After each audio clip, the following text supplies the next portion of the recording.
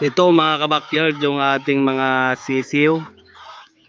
Palusot natin ngayong rainy season. Alam naman natin pag ganitong mga buwan ay mahirap nang pag-alaga ng mga sisiw. Pero tignan nyo itong ating mga alaga, no? So, simpleng kulungan lang pero nabuhay naman sila lahat.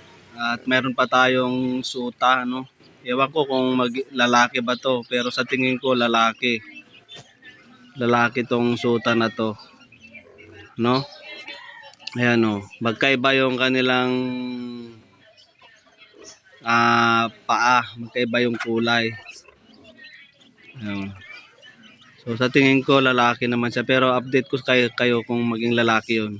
So ito yung kanilang nanay, no? Ito yung inahin natin na lahat ng mga ipinapanalo nating manok na gray gold sa Talisayin dito galing.